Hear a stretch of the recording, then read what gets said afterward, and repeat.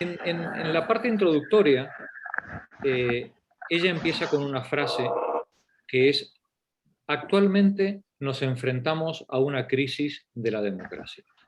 Y viene a decir ella, esta es una afirmación de Perogrullo, eso está claro. Sobre que estamos ante una crisis de la democracia ya no cabe discusión.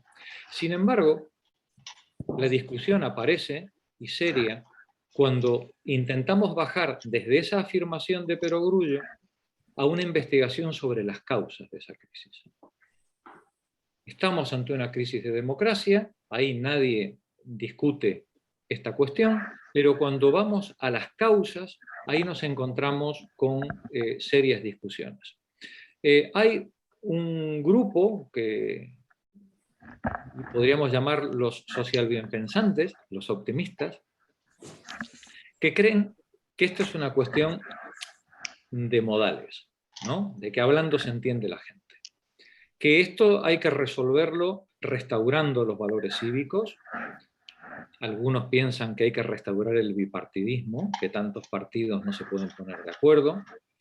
Y ya los más optimistas creen que esto es cuestión de combatir los bulos y la mentira, defendiendo la verdad, defendiendo el discurso de la verdad y el discurso de la ciencia frente a esas mentiras y al tribalismo.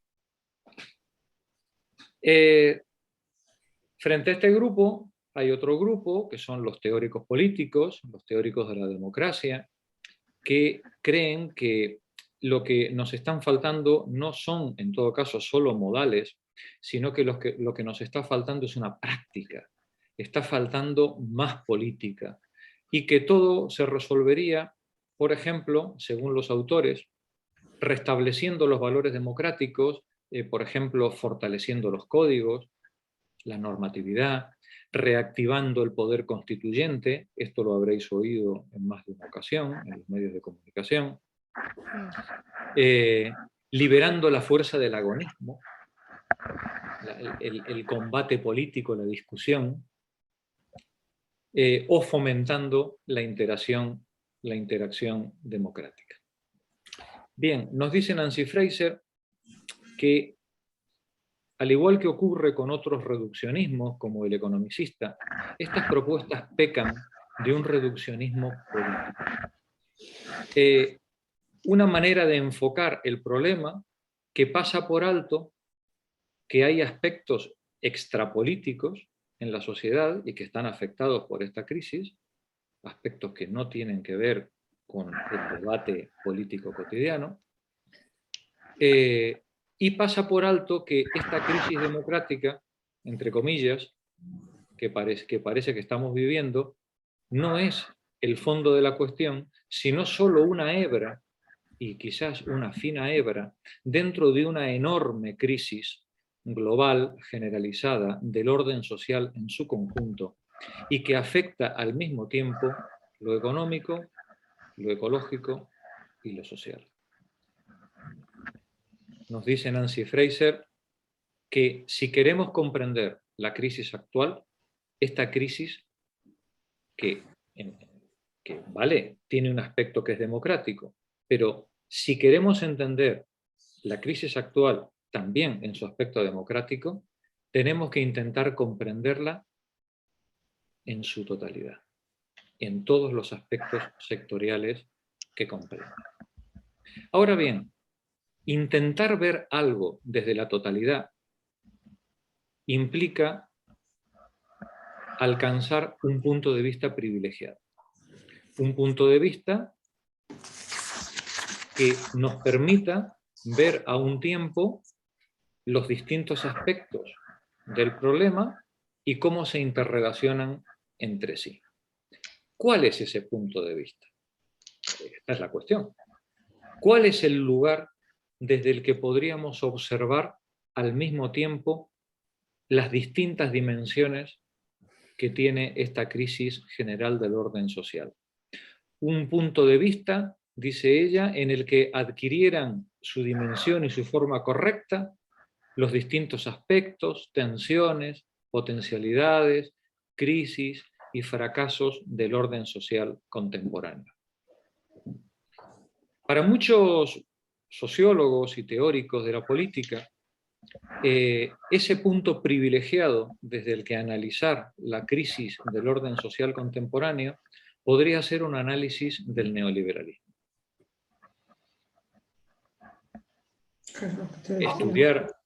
Estudiar, digamos, si el problema que se nos ha presentado en pleno auge neoliberal, bueno, pues a lo mejor habría que estudiar en profundidad las causas, cómo opera el neoliberalismo y qué consecuencias tiene sobre los distintos factores y dimensiones del orden social. Y cuidado, a un punto de vista como este, apuntan gente muy importante. Y ella nos cita, por ejemplo, a Colin Crouch, que señala en sus escritos, denuncia el sometimiento que sufren las democracias actuales a los oligopolios transnacionales, que son completamente ajenos al control público. Es evidente que aquí el señor Colin Crouch lleva razón. Ese es un problema muy serio. El empresariado transnacional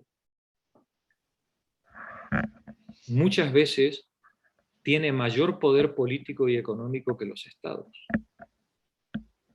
Y no los elige nadie, ni los controla nadie, ni siquiera los tribunales, ni siquiera hay tribunales que puedan controlarlos. Colin Crouch, cuando apunta a ese problema, da en la diana.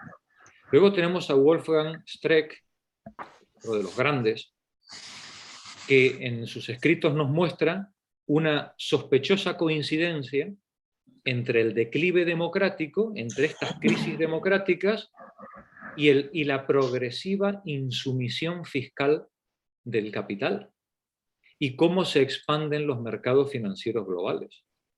Es sospechoso, ¿no?, que en la medida en la que las empresas evaden su responsabilidad fiscal y se expanden los mercados financieros, declinan las capacidades de los estados y su control democrático. Luego tenemos a Wendy Brown, que denuncia ampliamente también en sus escritos cómo se ha ido vaciando de contenido las concepciones democráticas, sustituyéndolas por una racionalidad neoliberal que prima lo subjetivo, la eficiencia,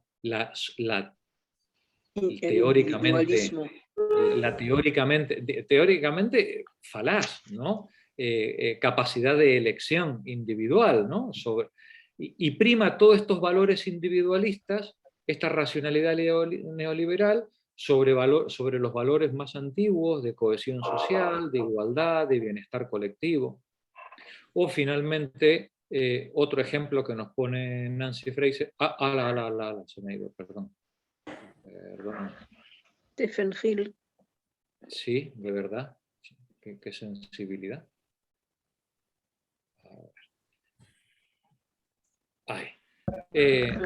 Tenemos a Stephen Hill, que denuncia en sus escritos cómo las democracias están siendo asfixiadas, ahogadas. Hay un ruido con un micro. Sí, un segundito. Ahí está. Cómo las democracias están siendo ahogadas bajo una especie de nuevo constitucionalismo, pero transnacional, que se esconde detrás de estos tratados tipo TTIP, ¿no?, el ATPIC, el Tratado de Libre Comercio con Canadá, que consagran como universales las estructuras de libre comercio, al tiempo que boicotean y frenan cualquier posibilidad de legislación social o ambiental en interés público que se puedan tomar dentro de los estados. A través de los tribunales estos de...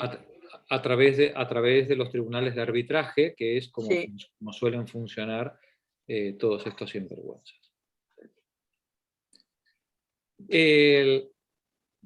Yo ahí abajo os he dejado, para todos estos conceptos en el esquema tenéis unas notas a pie de página con enlaces a donde podéis ir para ampliar, digamos, algunas dudas que podáis tener.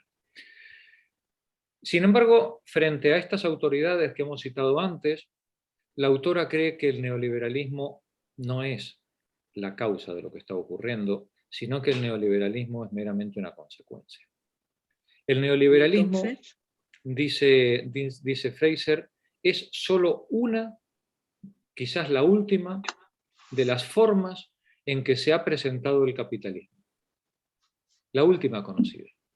Y la crisis democrática actual que estamos padeciendo, aparentemente vinculada al neoliberalismo, bueno, es una crisis más dentro de las innumerables crisis que ha tenido el capitalismo a lo largo de su historia. Por ejemplo, al capitalismo comercial y mercantil, previo a la Revolución Industrial, le acompañaron crisis de esclavos en todo el mundo, crisis en las colonias y violentas revoluciones en las metrópolis. Pero el capitalismo que sustituyó a ese capitalismo comercial y mercantil, el del laissez-faire del siglo XIX, estuvo plagado de revoluciones políticas y sociales, golpes fascistas, levantamientos coloniales y nada menos que 2 guerras mundiales. Pero es que... Sí, adelante. Si lo plantea como una crisis después de las otras al mismo nivel, es decir, coyuntural, o es una crisis sistémica. Para Nancy Fraser, la crisis democrática es la manera en la que el capitalismo, en su fase financiarizada, muestra sus contradicciones. En el siglo XVIII, las contradicciones del capitalismo comercial y mercantil llevaron a las crisis de esclavos frente al surgimiento de la manufactura y la mano de obra asalariada y las revoluciones liberales de finales del siglo XVIII. En el siglo XIX, el capitalismo del laissez-faire, del libre mercado, del imperialismo, del colonialismo, ese capitalismo que iba globalizándose, se vio acompañado o presentó, digamos, sus contradicciones en forma de fuertes, de violentas revoluciones sociales dentro de los senos de cada uno de los estados y de levantamientos coloniales por la independencia a lo largo de todo el imperio. Y ese enfrentamiento imperialista acabó nada menos que con 2 guerras mundiales, ¿no? Digamos, son las maneras, digamos, es la manera, nos dice Fraser, en la que las contradicciones del capitalismo se expresan. ¿Cómo se expresan? En forma de crisis. Cada forma capitalista expresa esas contradicciones en crisis de distinto tipo. El capitalismo de posguerra, el del estado del bienestar, estuvo acompañado de fuertes contradicciones que se presentaron en el ámbito colonial y en el ámbito social, tanto en los levantamientos anticoloniales como, por ejemplo, en los levantamientos de la Nueva Izquierda o los de mayo del 68. Pero también se expresó en la Guerra Fría y en la brutal carrera armamentística que se desencadenó a partir de la Segunda Guerra Mundial. Y entonces nos dice Fraser, los conflictos políticos en el neoliberalismo actual solo son el último capítulo de una larga historia de conflicto político entre capitalismo y democracia. Y lejos de representar una anomalía,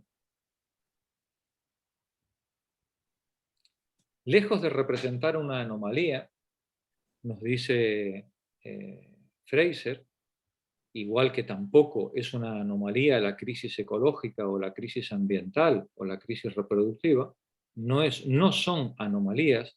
La crisis de la democracia es la forma necesaria en la que se muestra la crisis política en el capitalismo financiarizado o llámese neoliberalismo actual. Esta es la introducción y a ella va a dedicar el resto del capítulo a justificar, a demostrar, a intentar demostrar estas tesis. Si os parece bien, leemos la introducción, salvo que tengáis comentarios que hacer antes de iniciar.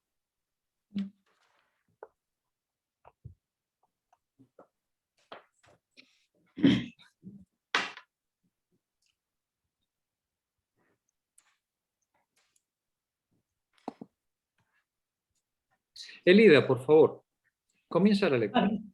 Muy bien. Actualmente nos enfrentamos a una crisis de la democracia.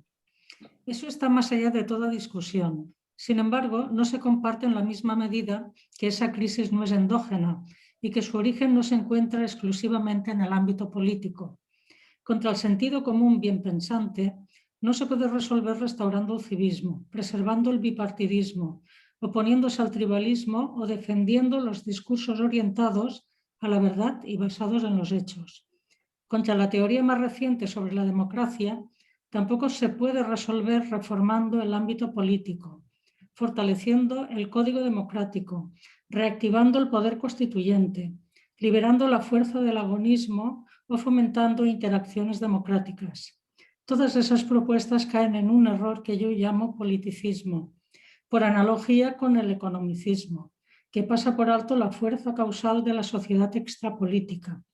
Al tratar el orden político como autodeterminante, no lo sitúa dentro de la matriz social que genera sus deformaciones. De hecho, la crisis actual de la democracia está firmemente anclada en una matriz social.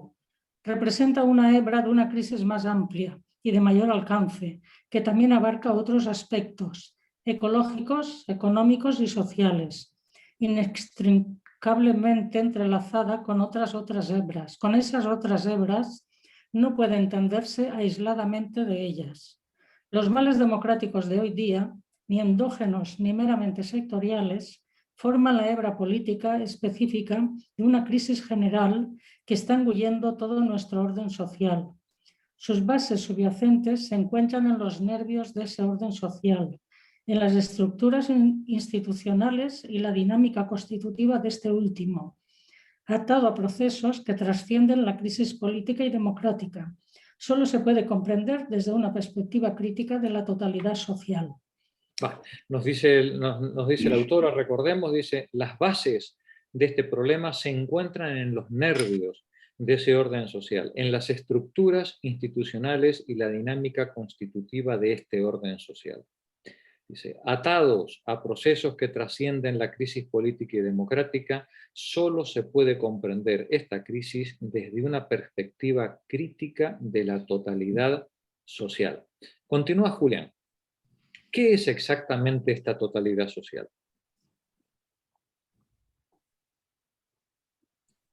¿Qué es exactamente esta totalidad social? Muchos observadores perspicaces la identifican con el neoliberalismo y no sin razón. Es cierto, como sostiene Colin Cruz, que los gobiernos democráticos se ven ahora abrumados, si no totalmente sometidos, por corporaciones oligopólicas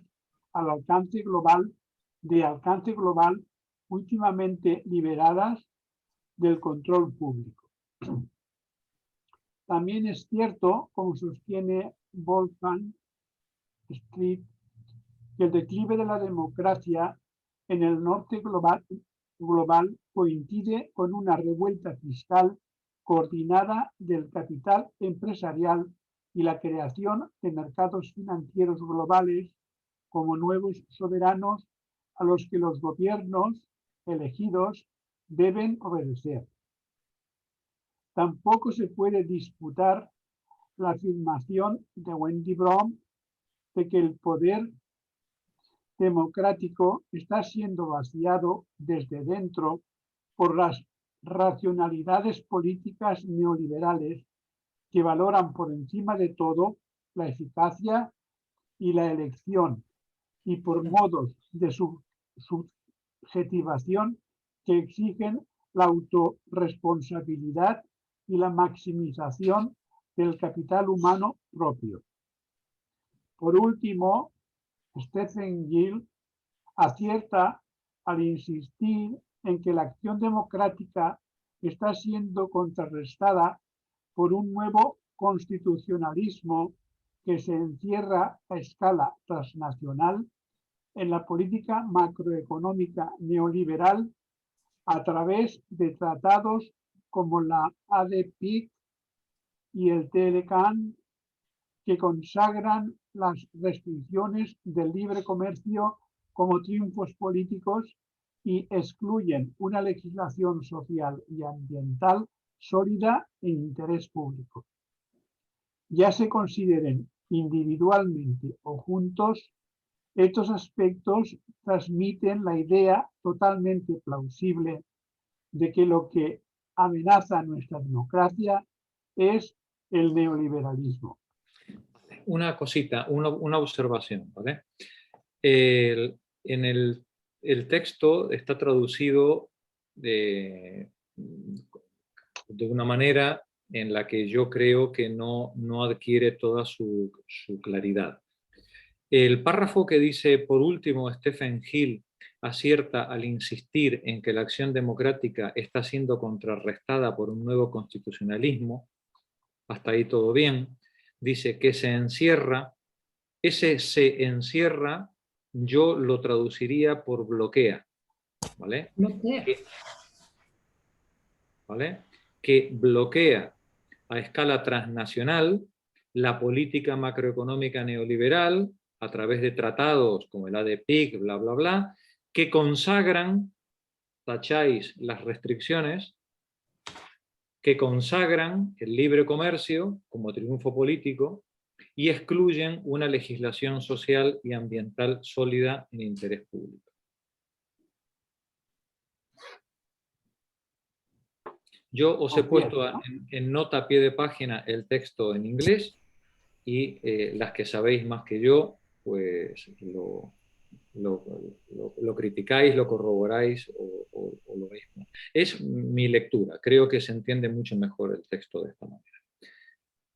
Continúa la lectura, Marí, por favor. Sin embargo, el problema es más profundo. El neoliberalismo es, después de todo, una forma de capitalismo y la crisis democrática actual no es en modo alguno la primera del capitalismo. Tampoco es probable, si el capitalismo perdura, que sea la última. Por el contrario, cada fase importante del desarrollo capitalista ha generado y ha sido transformada por procesos de extrema agitación política. El capitalismo mercantil fue periódicamente agitado y finalmente destruido por una serie de rebeliones de esclavos en la periferia y de revoluciones democráticas en las metrópolis. Su sucesor, el capitalismo de laissez-faire, acumuló un siglo y medio de turbulencias políticas, incluidas múltiples revoluciones socialistas y golpes fascistas, 2 guerras mundiales e innumerables levantamientos anticoloniales, antes de dar paso en la era de entreguerras y en la posguerra al capitalismo administrado por el Estado.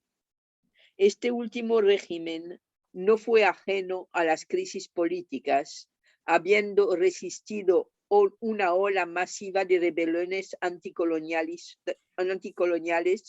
un levantamiento global de la fuerza de la nueva izquierda, una guerra fría prolongada y una carrera armamentista nuclear antes de sucumbir frente a la subversión neoliberal que dio paso al actual régimen del capitalismo globalizado y financiarizado. Gracias, Marí. Continúa, Begonia, por favor. Esta historia... Esta historia sitúa la actual crisis democrática bajo una luz más amplia. Las tribulaciones políticas del neoliberalismo por agudas que sean, no representan sino el último capítulo de una historia más larga, la de las vicisitudes políticas del capitalismo como tal. No solo el neoliberalismo, sino el capitalismo, en propenso a la crisis política y hostil a la democracia. Esa es, en cualquier caso, la tesis que defenderé aquí, al tratar la crisis actual de la democracia como una hebra de la crisis general de la totalidad social. Tomaré como objeto de esa crisis la sociedad capitalista en su forma actual, pero también argumentaré la tesis más sólida de que toda forma del capitalismo alberga una contradicción política profundamente arraigada que la aboca a la crisis política, al igual que las demás contradicciones del capitalismo, económicas, ecológicas, sociales. Esta está inscrita en su ADN, lejos de representar una anomalía, pues la crisis democrática que experimentamos hoy es la forma que asume esa contradicción en la fase actual del capitalismo que llamaré capitalismo financiarizado. Gracias, Begoña. Bueno, vamos a la explicación del primer apartado. Dice Nancy, la crisis de democracia que se muestra en este momento es la forma en la que se presentan las contradicciones, o la forma en la que se muestran las contradicciones en esta fase de capitalismo financiarizado. El párrafo 1 dice: la contradicción política del capitalismo como tal nos va a decir que no es que el neoliberalismo tenga especiales prejuicios con la democracia.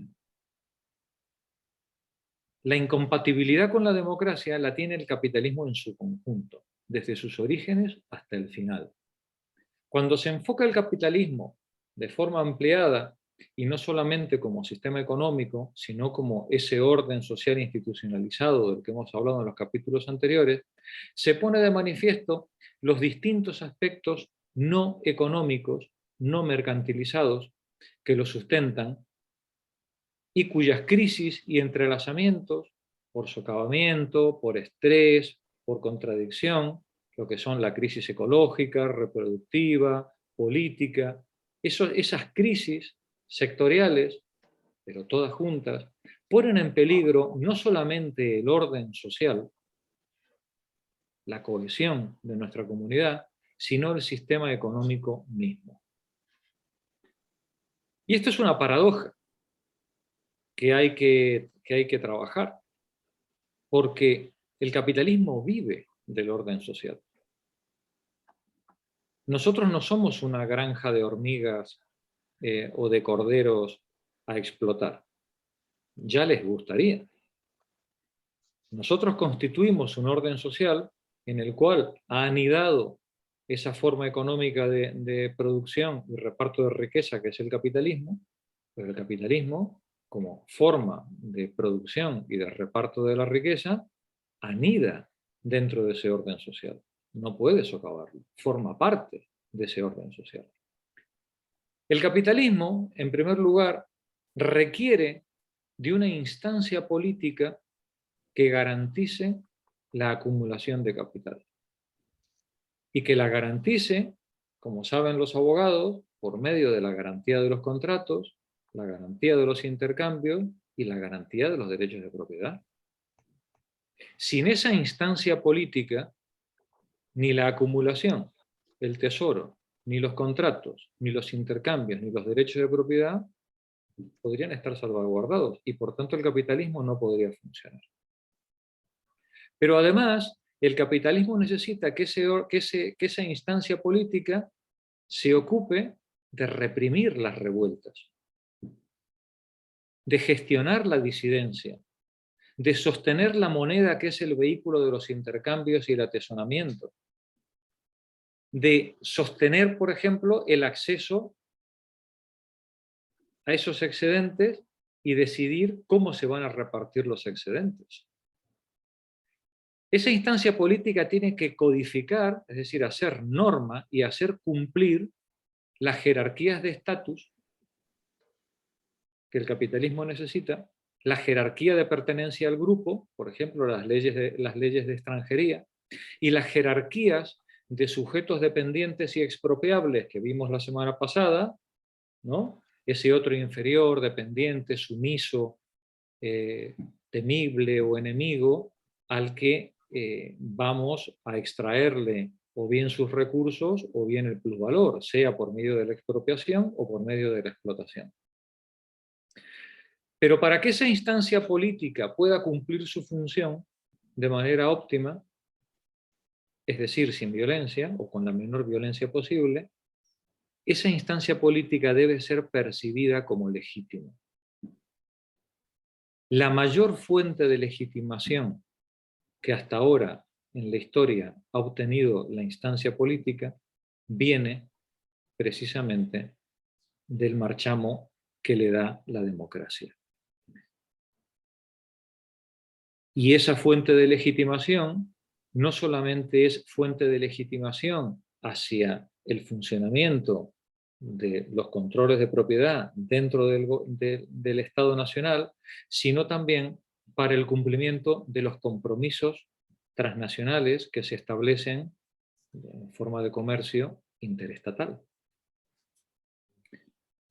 Pero en el capitalismo, la producción y el reparto de la riqueza son privatizados y son sometidos al mercado bajo unos criterios que son bien poco políticos. Son los criterios del hambre, de la escasez y de la necesidad. Por el contrario, lo que queda gestionado por la política son los órdenes no económicos, lo que está fuera del mercado. Y eso lo tiene que gestionar el Estado mediante la ley y el uso de la violencia, entre comillas, legítima. Al capitalismo, por tanto, le pertenece el orden de lo económico,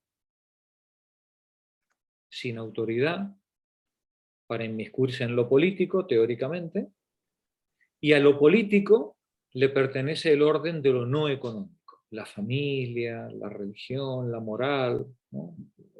Sin autoridad, aunque parece que también sin poder, para inmiscuirse en lo económico. En el orden capitalista, lo político y lo económico teóricamente quedan así separados.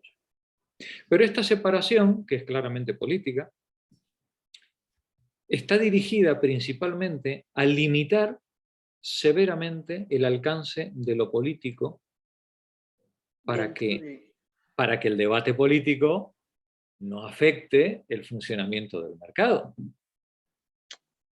Y pone fuera del control público enormes zonas de la vida social, como es, por ejemplo, la decisión sobre qué es lo que se va a producir, cuál es la base energética que se va a utilizar para esa producción, cómo van a ser las relaciones sociales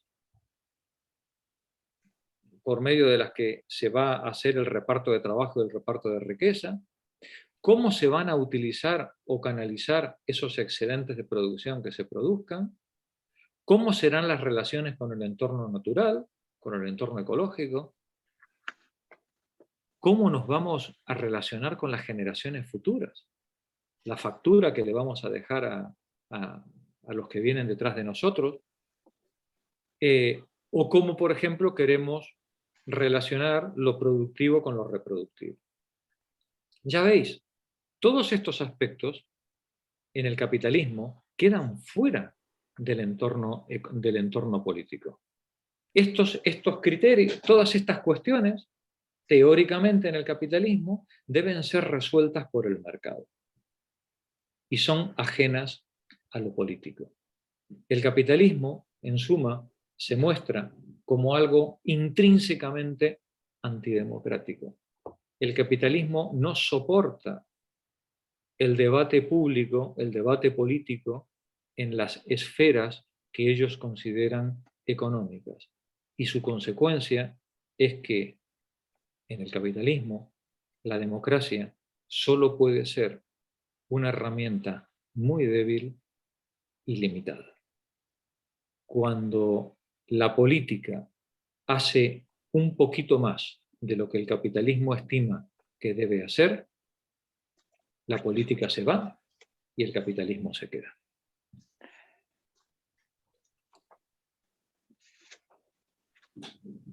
Pero esta debilidad de la democracia como forma de legitimación del poder y de las relaciones sociales y de producción debilita además la estabilidad del sistema de producción, de acumulación y el reparto capitalista. Cuando los intereses a corto plazo del empresariado triunfan sobre los requerimientos de supervivencia a largo plazo del sistema capitalista, el capitalismo, ya desbocado, corre el riesgo de destruir sus propias condiciones de posibilidad.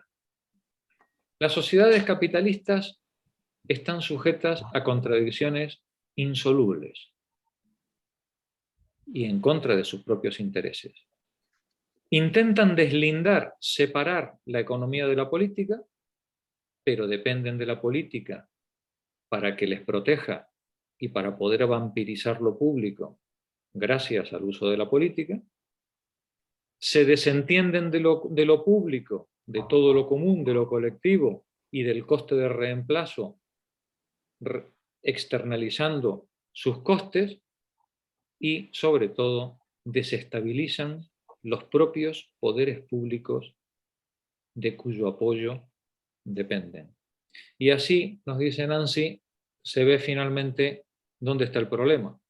En el capitalismo, la tendencia a la crisis no es resultado solo de contradicciones económicas internas, sino que a causa de esta dinámica erosiva externa que tiene el capitalismo con respecto a todos los factores no económicos, respecto del ámbito ecológico, social y reproductivo de que depende, toda sociedad capitalista, y no solamente la neoliberal, está condenada a la crisis política. Continúa la lectura. Eva, por favor.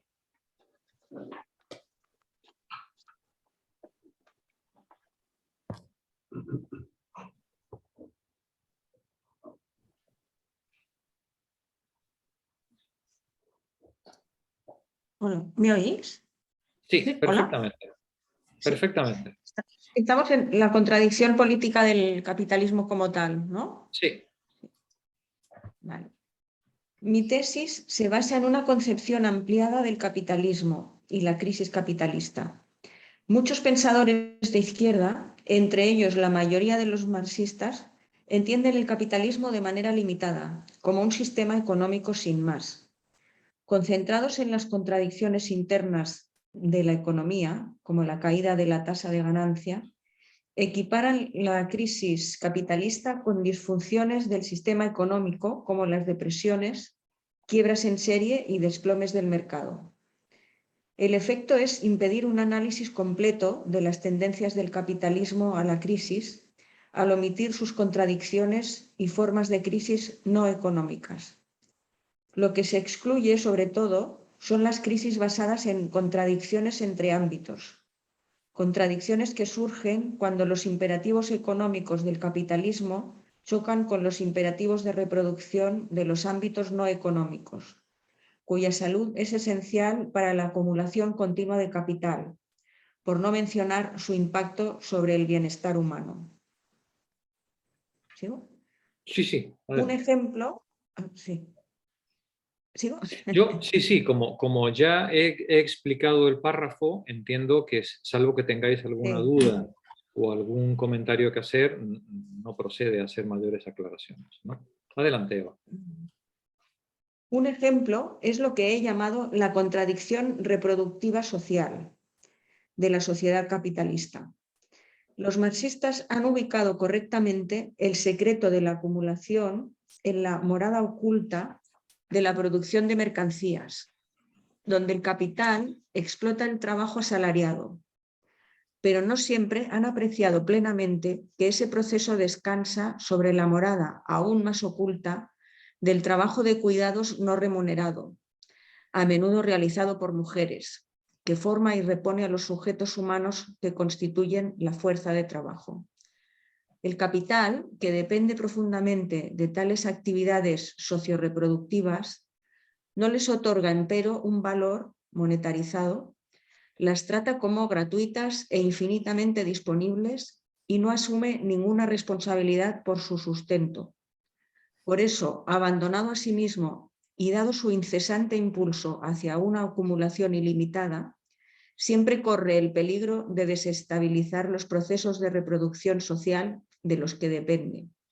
Gracias, Eva. Este párrafo me lo habías reservado para que lo leyera yo, ¿eh? Es diáfano, ¿no? El parrafito. Sí. Sí. Gracias, Eva. Paco, sigue tú, por favor. Otro ejemplo de contradicción. Otro ejemplo de contradicción entre ámbitos es el ecológico. Por un lado, la acumulación de capital depende de la naturaleza, como un grifo que suministra insumos materiales y energéticos para la producción de mercancías y como un sumidero que absorba los desechos de esta última.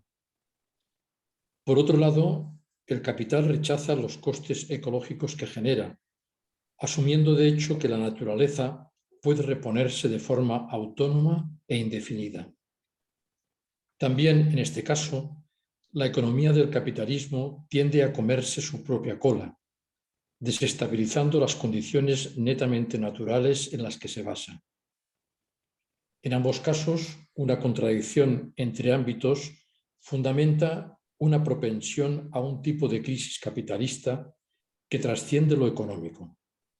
Crisis reproductiva social, en un caso, y crisis ecológica en el otro. Estas consideraciones sugieren una concepción ampliada del capitalismo, no solo una economía, sino algo mayor, un orden social institucionalizado. La cuestión es que, más allá de su subsistema económico, la sociedad capitalista también abarca los ámbitos no económicos que apoyan su economía, como son la reproducción social y la naturaleza no humana. Como tal, alberga una pluralidad de tendencias a la crisis, no solo las derivadas de contradicciones intraeconómicas, sino también las basadas en contradicciones entre ámbitos, entre economía y sociedad, por un lado, y entre economía y naturaleza, por otro. Así pues, no solo las contradicciones marxianas, sino también las polinianas, están integradas en la sociedad capitalista. Gracias, Paco. Mercedes, continúa tú, por favor. Esta concepción más ampliada ofrece una forma de entender las dificultades actuales de la democracia que escapa a la trampa del politicismo. Ya no se consideran independientes y aparecen como una nueva hebra de la crisis capitalista, basada en otra contradicción más entre ámbitos, en concreto entre los imperativos de la acumulación de capital y el mantenimiento de los poderes públicos de los que también depende la acumulación. Esta contradicción política del capitalismo se puede expresar en pocas palabras. El poder público legítimo y eficaz es una condición de posibilidad para la acumulación sostenida de capital, pero el impulso del capitalismo hacia una acumulación sin límites tiende a desestabilizar con el tiempo los poderes públicos de los que dependen. Desde este punto de vista, la crisis democrática actual es una hebra de la crisis capitalista, cuyos contornos más amplios proporcionan la clave para su resolución. Gracias, Mercedes. Inma, por favor, continúa tú. Prosigamos con esta hipótesis. Hoy no tengo yo la vista muy bien. Preferiría no te leer. Vale. Muy bien, no te preocupes. Es que no me he dado cuenta hasta que he empezado, porque como en este PDF no puedo acoplar la letra a mi vista, pues es lo Está que hay. bien, no te preocupes. Luisa, por favor, adelante. Prosigamos con esta hipótesis señalando primero que el capital depende de los poderes públicos para establecer y hacer cumplir sus normas constitutivas. La acumulación es inconcebible, después de todo, en ausencia de un marco legal que respalde la empresa privada y el intercambio mercantil. Depende crucialmente de los poderes públicos para garantizar los derechos de propiedad, hacer cumplir los contratos y resolver las disputas, para reprimir las rebeliones, mantener el orden y gestionar la disidencia, para sostener los regímenes monetarios que constituyen el fluido vital del capital, para emprender operaciones de prevención o gestión de la crisis y para codificar y hacer cumplir tanto las jerarquías oficiales de estatus, por ejemplo, las que distingue a los ciudadanos de los extranjeros, como las no oficiales, por ejemplo, las que distingue a los trabajadores libres y explotables que tienen derecho a vender su fuerza de trabajo de los otros, dependientes y expropiables, cuyos bienes y personas pueden ser simplemente incautados. Este párrafo me encanta especialmente, Luisa. Dice, sí, es que es de una claridad, es de una claridad brutal, ¿no? Dice, la acumulación es inconcebible en ausencia de un marco legal que la respalde.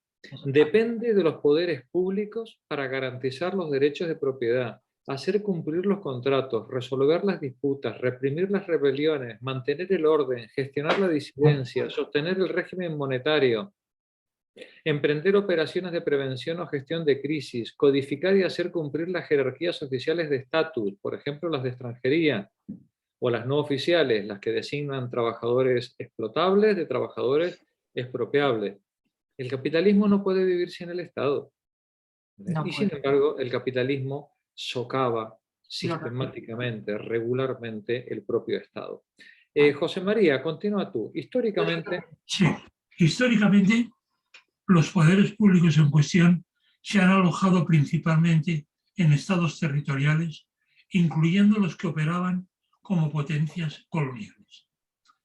Fueron los sistemas legales de tales estados los que establecieron los contornos de ámbitos aparentemente despolitizados, dentro de los cuales los actores privados podían acometer y lograr sus intereses económicos libres de interferencias políticas.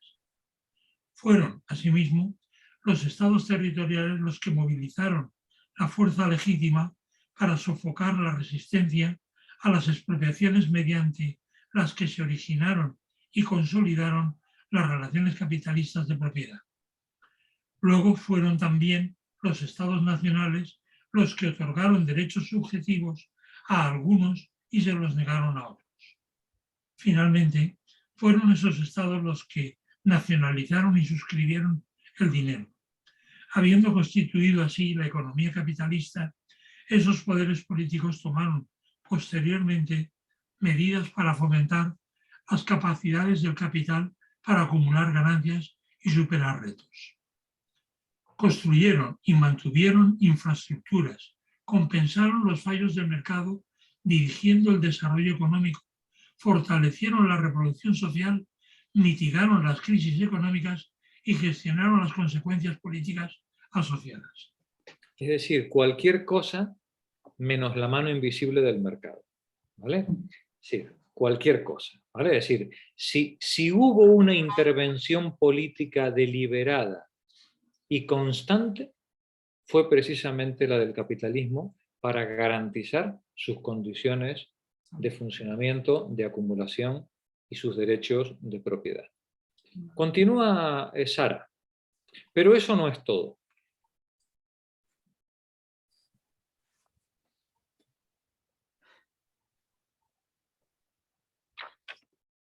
Esperar que, que no había pasado de la hoja, aún estaba anotando. Pero eso no es todo. Una economía capitalista también tiene condiciones políticas de posibilidad en el ámbito geopolítico. Lo que está en juego ahí es la organización del espacio más amplio en el que están integrados los estados territoriales. En ese espacio, el capital parece moverse con bastante facilidad, dado su impulso expansionista intrínseco, tan profundamente arraigado, y su tendencia a extraer valor de las regiones periféricas y dirigirlo hacia su centro. pero su capacidad de operar a través de las fronteras, de expandirse mediante el comercio internacional y de beneficiarse de la depredación de los pueblos subyugados dependen no solo del poderío militar nacional imperial, sino también de los acuerdos políticos transnacionales, del derecho internacional, los acuerdos negociados entre las grandes potencias y de los regímenes supranacionales que pacifican parcialmente, de una manera favorable al capital, un ámbito que a veces se imagina como un estado de naturaleza. A lo largo de su historia, la economía del capitalismo ha dependido de las capacidades militares y organizativas de una sucesión de potencias hegemónicas globales que han tratado de fomentar la acumulación a una escala cada vez mayor dentro de un marco de un sistema político multiestatal. Nada más lejos que la mano invisible del mercado, ¿vale? Sí. Lo que nos está mostrando Nancy Fraser es que sin una fuerte intervención política y estatal, esto no funciona. Pero es más, para que las burguesías nacionales puedan explotar con tranquilidad y confianza sus recursos naturales y su mano de obra, necesitan de alianzas transnacionales que garanticen precisamente esos derechos de propiedad y esos derechos de explotación. Está mucho más cerca un empresario español, un empresario peruano, que un empresario peruano de sus trabajadores o un empresario español de los suyos. ¿Vale? En cuanto a los intereses y en cuanto al marco normativo que va a sustentar los intereses de cada uno de ellos. ¿Ibas a decir, Julián? Pues si yo es que no sé las expresiones, decir que necesitan del Estado, yo lo que parece es que crean su monstruo más adecuado para sus beneficios. Yo, por ejemplo, no sé si lo que sé decir, pero con esto, por ejemplo, en Estados Unidos, que una empresa no haya limitación de aportación a un partido. Perdona, repite que no he entendido. En Estados Unidos, que la ley, por ejemplo, reconozca que no hay límite a ninguna empresa para contribuir en las campañas de los partidos, por ejemplo. Ajá, sí. Todo el mundo sabe que entonces ahí puede haber una planificación de esa empresa, a decir, vamos a aportar esto, y cuando manden esto y esto, ¿sabes? Entonces no es que necesitan, yo creo que lo utilizan en contra con las contradicciones que impliquen desde el punto de vista social.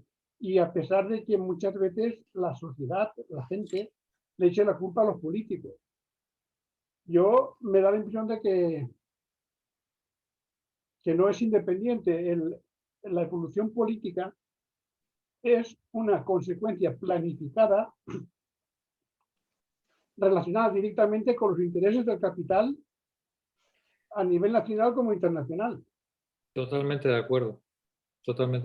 Sí, ya, sí. Entonces, yo no veo esta descripción, parece que no si necesitan del Estado, si necesitan tal, y la impresión que da es que toda la legislación y toda la normativa que se supone que en función de la cual van a legitimar su apropiación está planificada previamente por el mismo capital que compra al político y a la organización política. Lo que dice Nancy Fraser es que necesitando el capitalismo como necesita el Estado, la manera más económica y eficiente de Estado es el Estado democrático. Siempre que lo pueda controlar, claro. Eso, exacto. O en la medida en la que lo controla. ¿Vale? En la medida en la que puede controlar al Estado, el Estado democrático es el más eficiente para los intereses del capital. Lo que ocurre, nos dice Nancy Fraser, es que el capitalismo en su dinámica erosiva erosiona las bases de legitimidad de ese Estado democrático y cuestiona precisamente y genera las sublevaciones o las rebeliones que debería intentar aplacar mediante una política un poquito más, llamémosle, conciliadora. Pero el capitalismo no puede hacer eso. El capitalismo necesita robar todo lo que pueda, donde pueda, y es absolutamente incompatible con cualquier control democrático. De ahí la contradicción, la tendencia a las crisis políticas a las que el capitalismo, dentro de los estados nacionales y dentro de la forma democrática de gobierno, está permanentemente abocado. ¿Cuál es la solución de Estado? ¿Cuál es la solución de Estado en la cual estas contradicciones quedan resueltas? El fascismo.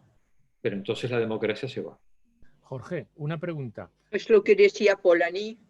Claro. ¿Qué hay de la tesis esta de que hay autores que sostienen que una empresa multinacional, transnacional, ya no necesita ninguna base territorial para operar?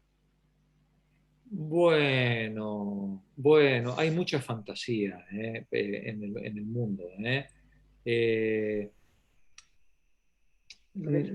Eso de que no necesitan ninguna base territorial es parte del mito, es parte de este mito pseudo postcapitalista de los neoliberales que intentan decirnos que todo esto de los estados, todo esto son cosas periclitadas y pasadas de moda. La realidad es que cuando Norteamérica tiene algún problema manda a la OTAN, ¿vale? Y la OTAN tiene base territorial, ¿vale? ¿Sí? Sí. Al final el capitalismo, para resolver y para dar garantía a sus ambiciones, necesita al final una base militar y una base territorial. Que el mundo transnacional o que la empresa transnacional parece estar más allá de los requerimientos de los estados nacionales, sí, pero los controla y los utiliza. Lo que pasa es que sale fuera del control. Cuando una empresa, cuando el señor de la tienda de ultramarinos quiere cometer alguna tropelía contra algún vecino, el Estado Nacional interviene, ¿verdad? El señor de la tienda de ultramarinos está, lamentablemente para él, sometido al marco legal territorial en el que tiene la tienda de ultramarinos. Las empresas transnacionales han adquirido, digamos, el superpoder de poder operar fuera del marco nacional. De cualquier marco nacional. Efectivamente, de cualquier marco nacional, sin estar sujetas a la mayor parte del marco nacional en el que tienen residencia o en el que operan. ¿Vale? Pero eso no quiere decir que cuando las papas les queman, no intervenga el marco nacional para darle amparo. Por ejemplo, cuando el señor Repsol tiene algún problema con algún líder radical latinoamericano, ¿no? Entonces intervienen los estados nacionales. ¿Vale? Eso que parecía que no existía, porque estaba periclitado, cuando la empresa transnacional tiene problemas, entonces aparece papá Estado, por supuesto con su armada, con su ejército, con sus abogados, con sus bancos, ¿no? Para dar cobertura a estas empresas transnacionales. Así que no nos dejemos engañar por esa fantasía Netflix del mundo sin estados, del capitalismo del futuro. No. El capitalismo necesita. Aparte de eso, yo con esto de el intento de Estados Unidos de iniciar una guerra en Europa, con una estructura armamentista y una tienda que puede haber millones de muertos, que esa hipótesis el capital la baraje y le importe una mierda esa hipótesis y que estire la goma, aunque pueda ser así y cueste millones y millones de muertes, da la impresión de una voracidad y un canallismo que no se debía de tolerar a nivel social porque demuestran lo que son capaces de hacer Pero Julián, pero esto es porque los que porque los que pueden morir en esta guerra son vecinos tuyos, ¿vale? Pero ¿tú crees realmente que esta actitud es diferente de la del rey Leopoldo con el Congo? ¿O es diferente de la de Francia con las colonias americanas? ¿O la de los ingleses en la India? O más cercano, como dice Nazanin, no deja de ser una fase más que pasa a Estados Unidos precisamente para obtener lo que quiere obtener desde hace mucho, que es el gas, y ha venido haciendo todas estas tropelías desde más allá de los confines de Europa. Sí, y además, no le han importado ningún tipo de vida. Eso sí, digo, pero es que no Europa, es diferente. no es en el Congo. Pero no es diferente lo que está haciendo Norteamérica hoy que lo que han hecho las otras potencias imperialistas en los 200 años anteriores. Es decir, sí, pero... y si pudieran hacerlo las otras potencias porque tuvieran el armamento, lo harían. Lo harían. Ahora lo que pasa es que no están en su mejor coyuntura, pero si no, claro. Tengo más claro. Yo quiero subrayar, Jorge, es que en Europa, es decir, se atreven, que ya no es en Perú, en Ecuador. Sí, que ya no son negros ni indios, ¿no? A eso te refieres, ¿no? Una de la cultura y la civilización occidental se la quieren cargar como puede, bueno, y si, pues bueno, pues que caiga. Hay un artículo que dice que se vaya a la mierda de Europa. Bueno, esto lo que pone de manifiesto es que habíamos vivido en una especie de espejismo hasta ahora de los derechos humanos, del derecho internacional, del derecho público, de los protocolos, de la ONU. Habíamos vivido una especie de espejismo, ¿no? Sí, cuando ahora nos encontramos con que el capital lo mismo le da matar a unos que a otros o dejar morir de hambre a unos que a otros, entonces caemos en la cuenta de que no éramos clase media. Eso iba a comentar con respecto a esto del derecho internacional del que Fraser habla aquí. Efectivamente, no solamente es la cañonera, lo que más les ha funcionado es ese amparo legal que pueden llegar a tener. Y las instituciones internacionales, yo fui una de las que, bueno, supongo que muchos, ¿no? Pero yo fui una de las que se creyó a pies juntillas que el derecho internacional que ese marco legal internacional podía ayudarnos, ¿no? a poder regular estas relaciones. Pero claro, cuando todo se centra en el propio sistema capitalista y lo que realmente se está favoreciendo es la transversalidad de los capitales donde quieren y como quieren las fuerzas capitalistas imponentes, que ya no sabemos ni quiénes son, ni les podemos dar nombres ni apellidos, porque eso también se ha encargado básicamente el sistema. Y en cuanto a derechos civiles y derechos sociales, eso está completamente omitido, mitigado y muy maquillado, porque sí que necesita que por lo menos esté en la carátula, aunque luego no se ejecute por ningún sitio, porque no hay ningún tipo de medida ni de tribunal que lo pueda sancionar, por lo tanto no garantizas nada, pues se convierte en papel mojado, que es en lo que es exactamente ahora. Sí, es una declaración. Claro, es muy difícil esto de argumentar, porque las instituciones sí que existen, pero no sirven. Claro. Sara, pero yo me permitiría hacer una observación. Parece ser que con todo lo que estamos comentando, la cañonera del coreano, este señor que cada 2x3 tira un misil y todo eso, parece ser que le debe su supervivencia. Y entonces yo ahora me pregunto, hoy ha sido noticia el que Irán por fin, como algo, bueno, una carrera, ha conseguido llevar a Venezuela una tanqueta de estas grande llena de petróleo, porque bueno, estos pobres como no tienen, también se ocupan del capitalismo, de ver qué país entra en su club para repartirse las cosas, ya que por ejemplo al que los excluye pues pueden tener petróleo lo que tengan, pero bueno, esto ha sido una odisea, este país que haya llevado petróleo allí. Entonces, no sé, sigo pensando, la cañonera esta o el misil o lo que sea es lo único la cañonera les funciona, eso no lo han abandonado nunca. Pero la cañonera, nosotros me refiero, que cualquier país que no quiera estar supeditado a este búnker, digamos, que ellos se asocian y ellos dicen a quién se reparta, a quién comprarle, quién vender, y el que no quieren, pues fuera del club. Porque hay dos películas que lo que pasa, mi querido José María, que es que se las habrá visto 6 veces cada una, pero a los que no sois tan cinéfilas, deberíais echarle un vistazo, ¿vale? Una es la de nuestro ínclito Jules Briner, La cañonera del Yangtze, ¿vale? Todo un alarde de democracia, con Jules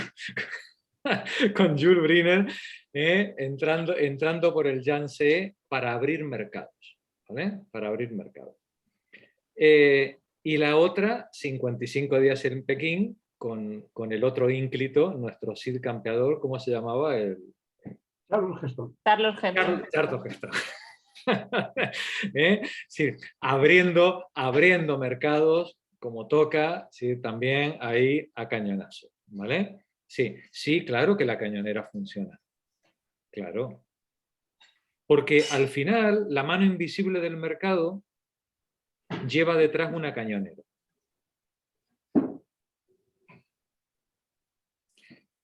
Y decías del pobre coreano este, si el coreano este efectivamente no está muerto, ¿no?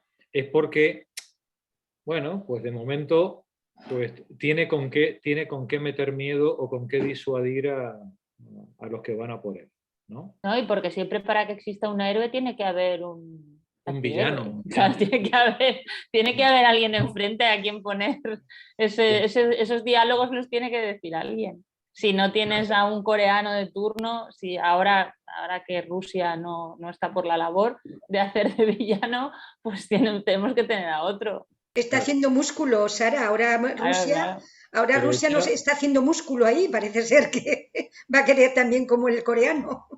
Pero echadle un vistazo a esas 2 películas. Las hemos visto, pero no con esos ojos.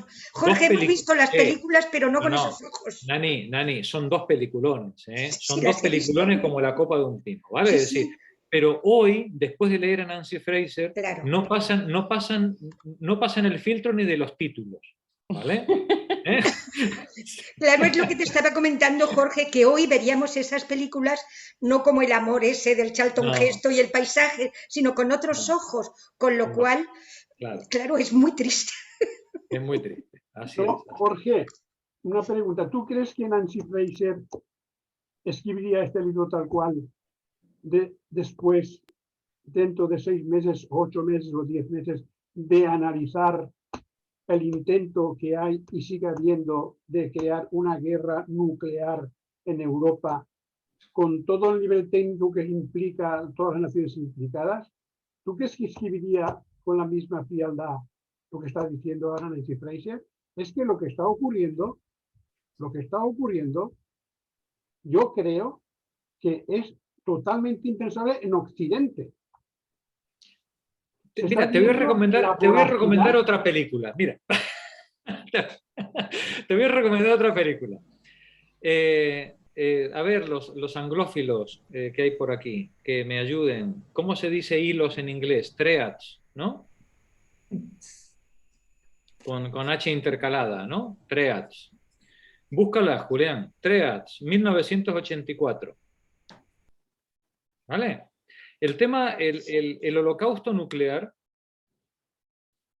ha estado pendiendo sobre nuestras cabezas desde la crisis de los misiles de Cuba. Lo que pasa es que no nos enterábamos, ¿eh?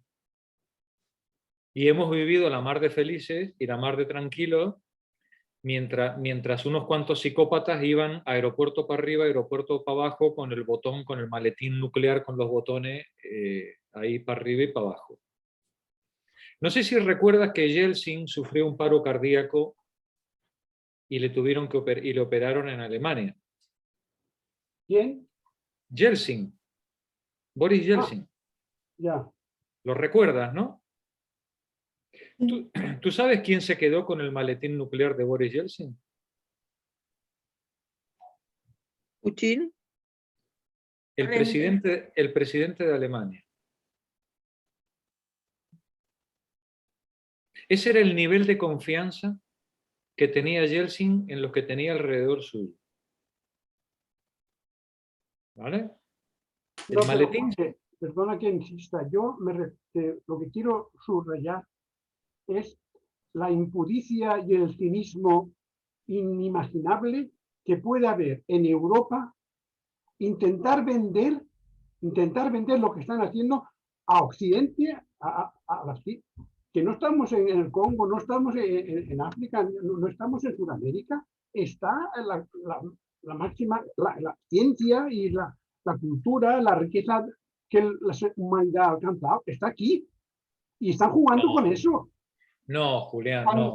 Una pregunta, Julián. Bueno, más bien serían dos. Discrepo. Yo quisiera hacer dos preguntas. Quisiera hacerte, Julián. Una, ¿por qué nos sentimos tan ofendidos porque sea Europa? Este es un punto que con respecto al tema colonialista, precisamente del que está hablando Fraser, ¿por qué nos sentimos tan interpelados, aparte de por vivir? Pero me refiero desde un punto de vista, desde el punto de vista del análisis que aquí hace Nancy Fraser, ¿por qué nos sentimos tan sumamente ofendidos? Europa no se ha levantado, Europa con toda esa cultura, Europa no se ha levantado. De hecho, puede ser que sea el continente que más empuja hacia el lado contrario. Puede ser. Porque de hecho no está siendo, no se hace eco para nada de ninguna de las crisis colonialistas, porque de hecho se aprovecha de ellas. Y en segundo lugar, claro, en mi opinión, en mi humilde opinión, no sé Jorge lo que opinará, yo entiendo que Nancy Fraser, claro que escribiría esto con la misma frialdad, porque ella lo que está haciendo aquí es un análisis. Y naturalmente que ella describe esta crisis como que una de las partes de la crisis capitalista que existe depende efectivamente del tema geopolítico y de las posibilidades que nos pueda dar el resto de la periferia, entendiendo que nosotros somos centro. Que también esto es a considerar. Pero bueno, es muy ombliguista. Es muy ombliguista, es muy eurocentrista, ¿no? Que se denomina, que queda como dicen algunas, queda muy leído, pues eso, es muy eurocentrista. Pero yo no me sentiría tan interpelado por el hecho de que sea Europa. No, yo creo por acompañar tu comentario, Sara, que nosotros somos nada más que peones en un juego internacional de grandes empresas y de grandes intereses, en el cual nuestros estados territoriales dan el soporte jurídico y militar a los movimientos de esas empresas. Nazanin lo describe muy bien. Nazanin además te hace un relato histórico desde cuándo viene esto. Estados Unidos viene ya desde mediados de siglo, está en una carrera voraz hacia el tema del gas y ha ido subiendo y ha ido estableciendo todas sus estrategias con guerras, sin guerras, quitando, poniendo, ahora los talibanes son buenos, después no lo son, ahora me uno, ahora que ellos vienen, luego se van, permanentemente. Lo que pasa es que cuando se está hablando de Irán, cuando se está hablando de Irak, cuando se está hablando de Siria, pues parece ser que no nos importa tanto. Pero esto ha sido, además, han ido ascendiendo conforme pueden acceder o no al oleoducto del gas. Y efectivamente ahora les queda Ucrania y les queda toda esa parte. Y si se tienen que meter en el jardín de Europa, se meterán. Claro. Porque no es que ya no les ha quedado mucho más. Yo creo que juegan con esa hipótesis, se están arriesgando. Yo creo que tiran la goma, pero la impresión que da es que no se van a atrever al final. Pero da la impresión que juegan con pólvora que está a punto de estallar y no les importa. No Pero les es que importa. llevan jugando Aunque- mucho tiempo. Claro que no les importa la Pero te vida de digo yo nadie. que es como si nos quisieran convencer ahora de que la Tierra es plana. Están dando una serie de razones que, como si fuéramos analfabetos, como si en Europa no tuviera gente informada y que sabe de sobra que lo que están vendiendo es humo y es porquería. Es humillante que te vendan, es como si te despreciaran intelectualmente. ¿Qué me quiere usted También decir? te ¿Qué me desprecian. está contando? También te desprecian Estados Unidos, ¿pero qué me intelectualmente. está contando usted? Pero Julián, Ustedes ¿cuánta gente estamos conoces? tontos. Yo no sé tú, pero ¿cuánta gente conoces que opina como tú? Porque yo conozco muy poca, ¿eh? Yo lo que conozco es que yo estoy... O sea, que nadie, no están pensando en que se están riendo de nosotros. No, es que, a ver, hay élites intelectuales aquí que se pueden vender, pero hay un mínimo de gente lúcida que está diciendo que esto que no se puede vender, no tiene ninguna racionalidad y está claro que solo y únicamente hay intereses de acumular poder y dinero, caiga quien caiga. Julián, y yo añadiría, los morir. primeros que han firmado han sido España con el gas de Estados Unidos, de USA. Han sido los primeros que ya han firmado un contrato, entonces. Y mira Francia, te quiero ¿Puedo decir. decir algo? ¿Puedo decir algo? Sí, Es que hombre, las Mario, cosas por son Dios. más... Las cosas son más complicadas de lo que parece. No pueden ser tan... Hay un montón de intereses y un montón de aristas que hacen que las cosas no sean tan simples. O sea, en fin, y hay un montón de cosas que están entrelazadas. Por ejemplo, hubo el otro día un artículo muy, muy curioso de un tal Eric Juliana, que escribe en La Vanguardia, y en el que venía a manifestar que no era la misma la posición de Italia que la de España, que la de Alemania, que la de Francia. O sea, aunque todos estén subordinados al poder de Estados Unidos, pues no es lo mismo y cada uno tiene sus matices y tiene sus cosas. Lo que pasa es que, claro, no se tiene la misma visión desde aquí de Europa que es desde el este, que es desde África. Cada universo tiene su visión. Sí, por supuesto, Amalio, por supuesto. Pero ¿Tú qué visión tienes? Pero la guerra, esta guerra que se está planteando de acogotamiento claro, de la URSS, de Rusia y de China, se trata de eso. Es una guerra de acogotamiento en la que Estados Unidos está utilizando de Europa como portaaviones. Sí, Esa pero es la función. Sí, o sea, la función que tenemos es esa. ¿Cómo que sí?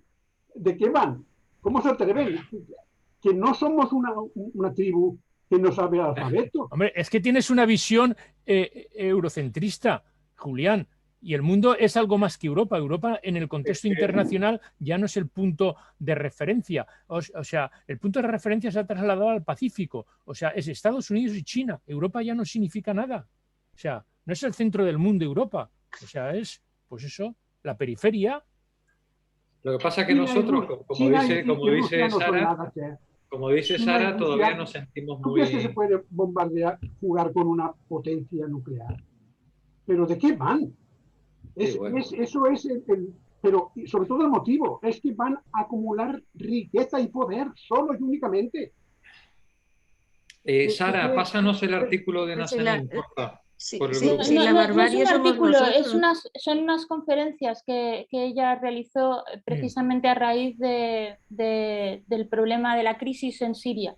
Ajá. Lo hizo a través de una asociación feminista y explicando precisamente la posición de la mujer, cómo se había podido llegar a la posición de la mujer que tenían en Siria. Ella explicó que todo esto venía precisamente a raíz de lo que está diciendo Nancy Fraser, de un punto más lejano en la historia y desde luego nada que ver con, no solo que ver con la situación social de la mujer, sino con la situación del sistema económico en cada uno de esos países y la afectación que ha tenido sobre las sociedades y en concreto sobre las mujeres en cada uno de esos periodos, cada una de esas intervenciones que ha tenido Estados Unidos. Qué bueno, qué interesante. Bueno, ya nos pasarás el enlace. Eva, sí, creo que lo puedo tener, sí. Eva, decías algo que te corté. No, un poco con lo que decía Julián, que ya, supongo que a mí también me pasa muchas veces inconscientemente, pero que nos seguimos creyendo como garantes de... Bueno, yo siempre me acuerdo del horror nazi, pero si es que tú ves las fotos, eran gente culta, de los países más cultos, sea cuna de, yo qué sé, de la filosofía moderna y era una, o sea, la barbarie somos nosotros y dejar poner no solo no ayudar a la gente que se está ahogando en el mar porque nos hemos comido sus recursos de la manera más salvaje y más, o sea, la acumulación ahí ya es, y la expropiación, ¿no? No solo no les dejamos entrar, sino que casi están ahogándose en el agua y casi les ponemos el pie, la bota en... Quiero decir que, bueno, lo que pasa es que vivimos como en nuestros burbujitas de, ¿no? Pero es que nosotros somos la barbarie, no son los bárbaros, las tribus ignorantes de fuera, es que, ¿no? Nosotros tenemos también como decía la pasión de la ignorancia, ¿no? De no querer ver lo que no nos conviene. Muy claro. Y supongo que Sara lo que decía es una cosa que a mí también siempre me da mucha rabia, que es que se han puesto muchas veces como excusa o como, ¿no? como un objetivo noble el librar a las mujeres, por ejemplo, en Afganistán, ¿no? De la tiranía, del machismo, no sé qué, y dices, pero si te importan una mierda los derechos de las mujeres, tú vas a lo que vas, ¿no? Es una excusa... en fin, asquerosa, porque además muchas veces... ¿Cómo vendes el producto? ¿No? Sí, sí. No, y que a veces incluso, o sea, no necesariamente son esos bárbaros musulmanes, muchas veces las situaciones a veces eran buenas, pero te interesa, ¿no? Ahora los talibanes son aliados, ahora no, ha habido se ha pasado completamente de los derechos no solo de las mujeres, sino, en fin, de instituciones democráticas o de organizaciones sociales más, bueno, con las que estaríamos más de acuerdo. Y si ha hecho falta apoyar a los talibanes porque nos iba bien por el gas o por el opio o por lo que fuera, no se ha tenido ningún tipo de escrúpulo. Y luego tienen la indecencia de hacer ver que invaden según qué países para defender los derechos de las mujeres o de quien sea. Eso es mentira podrida. O sea, no. En fin, bueno, ya está. La democracia es la gran tapadera ideológica, ¿no? Es decir, es que vamos a defender la democracia, ¿no? Es decir, eso ya está caducado, ¿no? Ese mensaje. Bueno, gracias, compañeras, por el debate. ¿Quién estaba leyendo? ¿Estaba leyendo Sara? ¿Puede ser? Sí. ¿Por dónde te quedaste, Sara? Me quedé en el párrafo que acaba en la 122, que es en ambas escalas, la estatoterritorial y la geopolítica. Continúa leyendo hasta el siguiente punto, por favor. En ambas escalas, la estatoterritorial y la geopolítica, la economía capitalista tiene una enorme deuda con los poderes políticos externos a ella. Esos poderes no económicos son indispensables para las principales corrientes de acumulación, para la explotación del trabajo libre y la producción e intercambio de mercancías, para la expropiación de los pueblos racializados sometidos y la succión de valor de la periferia al centro, y para la organización de las finanzas, el espacio y el conocimiento que permiten la acumulación de intereses y rentas. Las fuerzas políticas, al igual que la reproducción social y la naturaleza no humana, no son en modo alguno complementos marginales, sino elementos constitutivos de la sociedad capitalista. Los poderes públicos, esenciales para su funcionamiento, son parte integrante del orden social institucionalizado que es el capitalismo. Gracias, Sara. María José, ¿te apetece leer? Sí, sí. Adelante. Pero el mantenimiento... Pero el mantenimiento del poder político se encuentra en una tensa relación con el imperativo de la acumulación de capital. La razón radica en la topografía institucional específica del capitalismo que separa lo económico de lo político. A este respecto, las sociedades capitalistas difieren de otras formas anteriores en las que esas instancias se fusionaron de hecho, como por ejemplo en la sociedad feudal, donde el control sobre la fuerza de trabajo, la tierra y la fuerza militar correspondía a la única institución del señorío y el vasallaje. En la sociedad capitalista, por el contrario, el poder económico y el poder político están separados. A cada uno se le asigna su propia esfera, dotada de sus propias condiciones específicas y de su modus operandi. El poder de organizar la producción se privatiza y se transfiere al capital, que se supone que aplica únicamente las sanciones naturales y no políticas del hambre y la necesidad. La tarea de gobernar los órdenes no económicos, incluidos los que proporcionan las condiciones externas para la acumulación, recae en el poder público, que es el único que puede utilizar los medios políticos de la ley y la violencia legítima. En el capitalismo, por lo tanto, lo económico no es político y lo político no es económico. ¿Continúo? Gracias, María José. No, está bien, gracias. Continúa, Nani, por favor. Esta separación definitoria de lo que es el capitalismo limita severamente el alcance de lo político. Al devolver vastos aspectos de la vida social al dominio de mercado, en realidad a las grandes corporaciones, los declara fuera del alcance de la toma de decisiones democráticas, la acción colectiva y el control público. Su estructura misma, por lo tanto, nos priva de la capacidad de decidir colectivamente qué y cuánto queremos producir, sobre qué base energética y mediante qué tipo de relaciones sociales.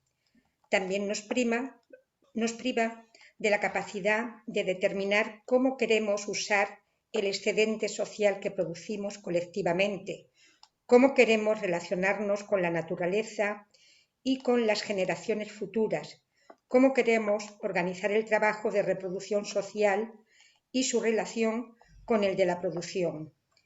El capitalismo, en suma, es fundamentalmente antidemocrático. Es fundamentalmente antidemocrático. Es decir, que lo que sobra es el capital. Claro.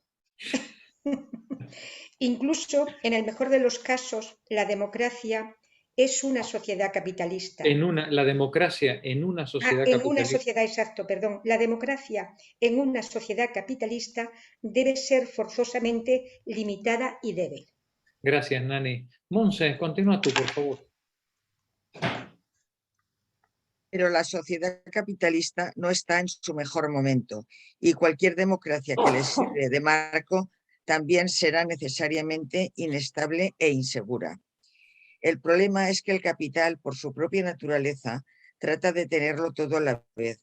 Por un lado, se sirve del poder político aprovechando los regímenes legales, las fuerzas represivas, las infraestructuras y las agencias reguladoras que son indispensables para la acumulación.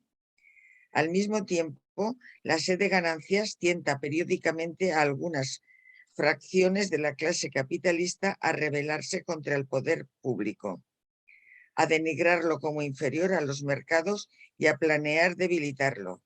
En tales casos, cuando los intereses a corto plazo triunfan sobre la supervivencia a largo plazo, el capital es como un tigre que se come su propia cola.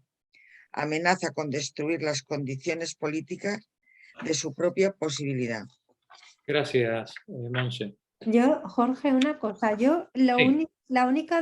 lo que tengo dudas es realmente de esta última idea, o sea, la debilidad la debilidad del sistema democrático en un marco capitalista lo tengo claro, pero que realmente eso, por todas las tensiones que hay internas, externas y todo lo que pero que eso vaya a llegar a cuestionar o a tensar también las condiciones de posibilidad del propio capitalismo. No. O sea, aquí dice, amenaza con destruir las condiciones políticas de su propia posibilidad, la del capitalismo, la de la supervivencia a largo plazo. O sea, yo, por ejemplo, pienso que cómo ha funcionado de hecho la crisis financiera económica desde 2008 a 2016 y, o sea, que pareció que se hundía, ¿no? Pareció que se hundía el sistema y sin embargo el sistema no solo no se hundió, sino que consiguió que pues la política y se volcara a salvar al propio sistema. Claro.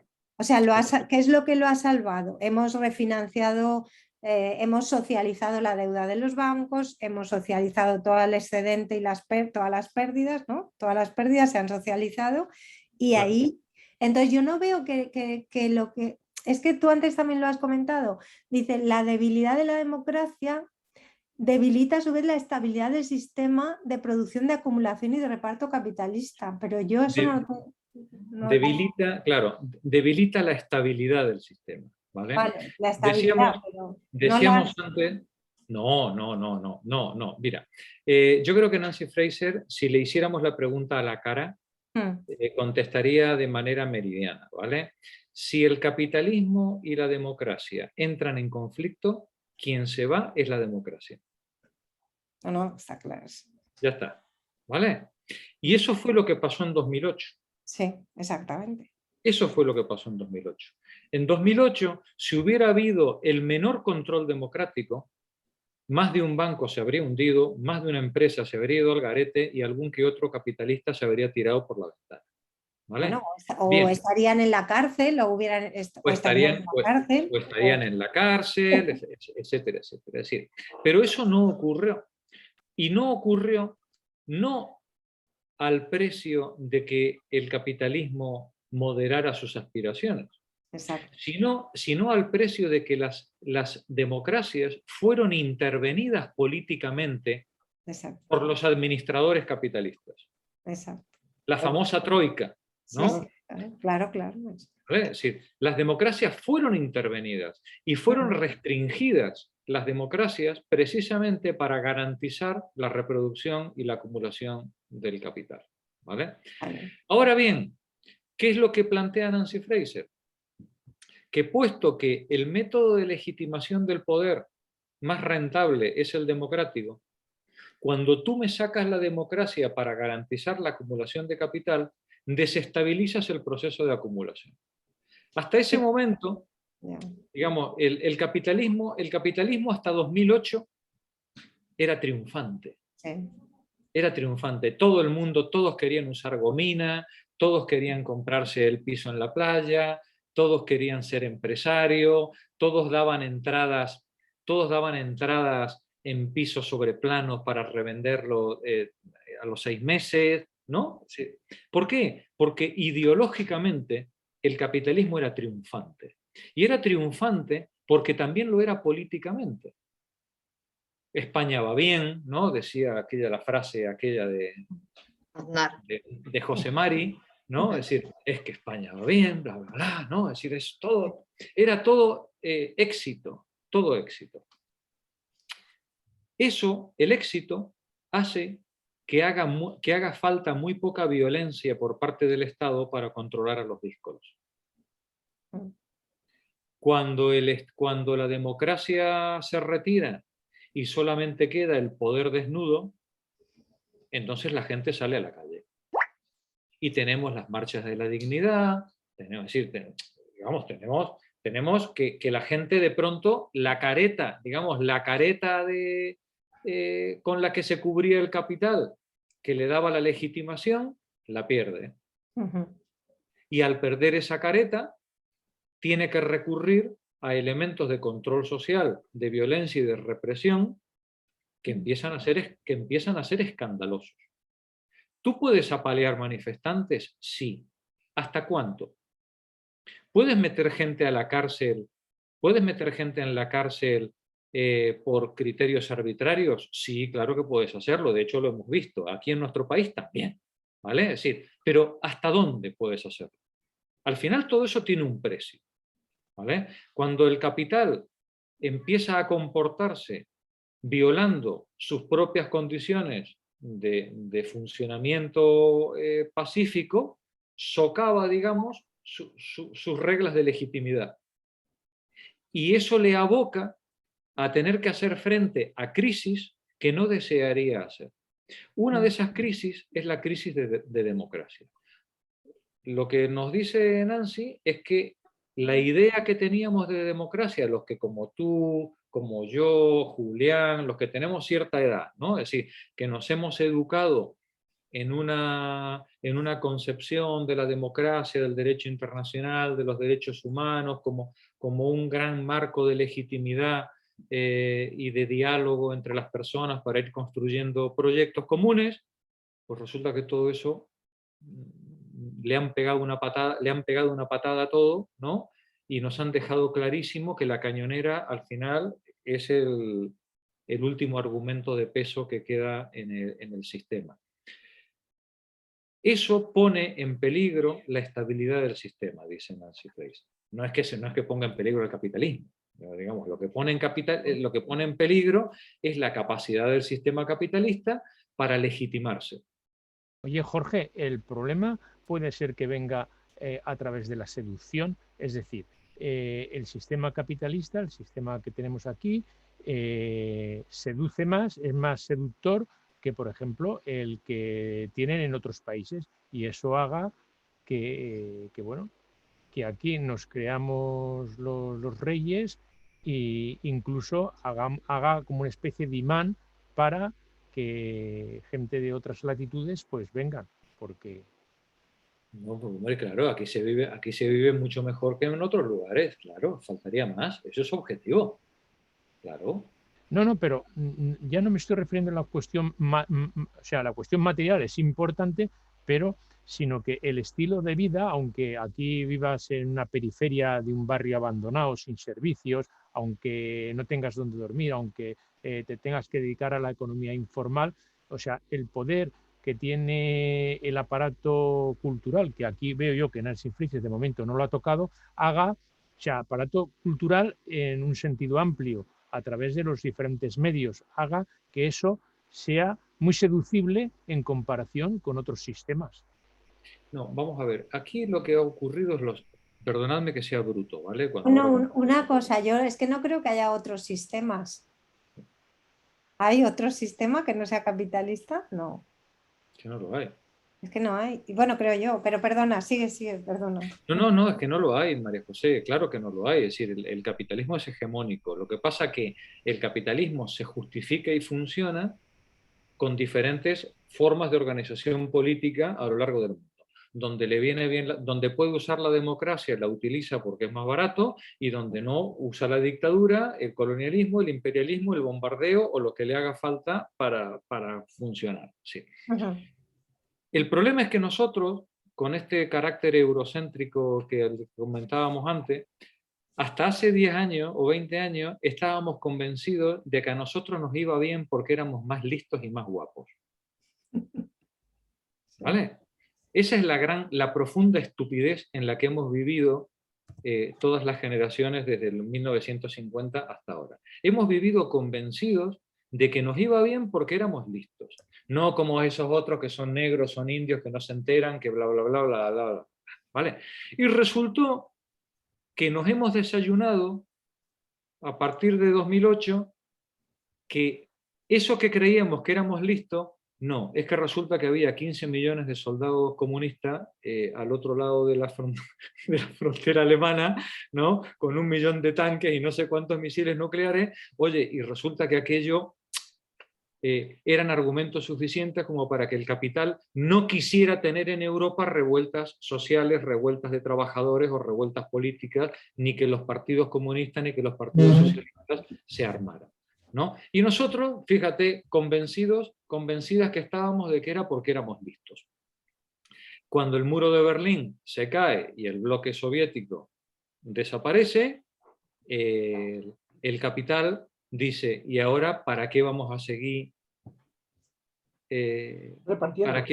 ¿para qué vamos a seguir encubriendo el método real de funcionamiento? Cuando a estas pardillas se las puede desposeer, expropiar, machacar y explotar de forma absolutamente impune, porque ya no hay ningún enemigo al que se le pueda tener miedo, porque hemos llegado al fin de la historia. Esa es la tragedia. Y nos hemos encontrado en 2008 con la desagradable noticia de que nos trataban igual que se trataba a los argentinos o a los chilenos 20 o 30 años antes. Sí. Nosotros que éramos blancos y que éramos europeos. ¡Qué vergüenza! ¿No? Pues sí. Ya, se ha roto ese espejismo de la Europa culta, civilizada, de los derechos humanos, del derecho internacional. Bueno, ¿y qué decir cuando ese infame de Bush hijo instauró aquello que llamó la guerra contra el terror, en nombre de lo cual pisoteó absolutamente todo concepto de derecho internacional, de convenios de Ginebra, se lo llevó todo por delante con total impunidad. Los vuelos de la CIA, las cárceles para torturar gente en todo el norte de África. Es que la década de 2000 a 2010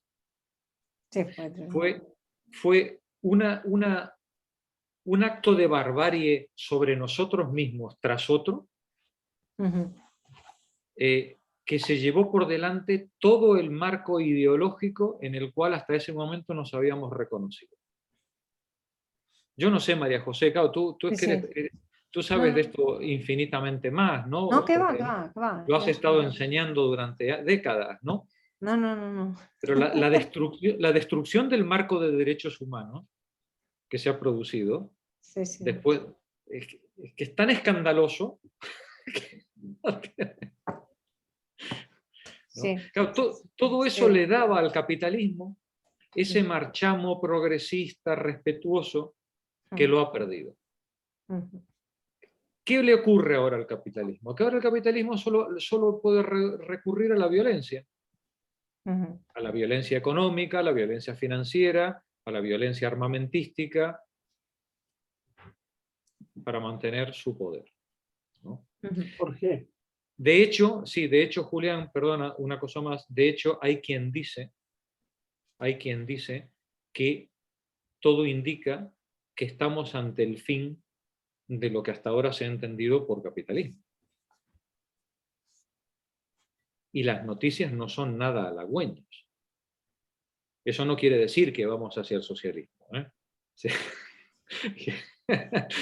Quiere decir que la élite está planteando formas de explotación y de dominio al margen de la legitimación democrática. E incluso yo diría lo que ha pasado en Murcia, en esto de Lorca. ¿Hasta dónde se han atrevido esos emprendedores de las ovejas o de lo que sea? Pues ha sido en plena democracia, Julián, y en nuestro país, ahí al lado. Lo que visteis en Murcia... Yo lo que veo novedoso, Jorge, es que aceptan que pueda haber una guerra nuclear. Están jugando con gente que tiene el botón, que puede apretarlo y que puede destruir la humanidad. Yo he entendido toda la vida que después de la Segunda Guerra Mundial, teniendo en cuenta los adelantos tecnológicos que hay actualmente, con el nivel de armamentos que hay, iniciar un proceso donde se están dando unos argumentos que todo el mundo ve desde fuera, que causan risa, que ofenden al intelecto y que asuma el riesgo de que hacerla mal a Europa, si viene que bombardee. Cuando hay ciudades donde hay 8 millones, 10 millones, y en un minuto pueden matar 10 millones de personas, ¿no se han enterado? Pues no. Da la impresión de que el capital es autosuicida. Eso es lo que pienso. Porque hay gente, tienen los chinos y los rusos, tienen más bombas que tú. Bueno, lo único que ha cambiado, Julián, perdona que te interrumpa, lo único que ha cambiado con respecto a hace 30 años es que hasta hace 30 años creíamos que los malos eran los rusos. ¿Vale? Y ahora nos estamos desayunando de que a lo mejor entre los nuestros también hay malos. ¿Vale? Y eso es un disgusto muy grande cuando uno ha vivido con el complejo de Oana desde el nacimiento, ¿no? Creyendo que uno era el blanco guay, culto, ¿no? Y resulta que ahora empezamos a descubrir que los genocidas están entre nosotros, ¿no? Bueno, pues ahí vamos. ¿Quién estaba leyendo, compañeras? ¿Nani puede ser? ¿No? Levante la mano la última persona en leer. Creo que era María José, ¿no? No, ¿yo? María José se quedó. Pero María José se quedó, creo que en el párrafo que dice: el capitalismo en suma es fundamentalmente antidemocrático, incluso en el mejor de los casos la democracia en una sociedad capitalista debe ser forzosamente limitada y débil. ¿Puede ser, María José? Sí, que dijiste que no estabas de acuerdo con... No, alguien ha leído el último párrafo, pero no he sido yo, que yo he dicho que no estaba de acuerdo con el final. Ah, sí, es verdad. Amenaza con destruir las condiciones políticas de su propia posibilidad. Muy bien. Bueno, muy no bien. que no estuviera de acuerdo, sino que tenía dudas de eso. Efectivamente. Pero, bueno, que... Muy bien. Pues nada, continúa la lectura de Eva Cabrera. El meollo del problema...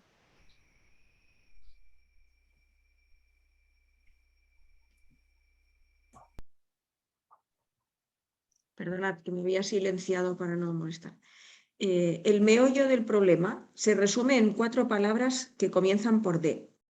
En primer lugar, las sociedades capitalistas deslindan sus economías de sus poderes políticos organizados.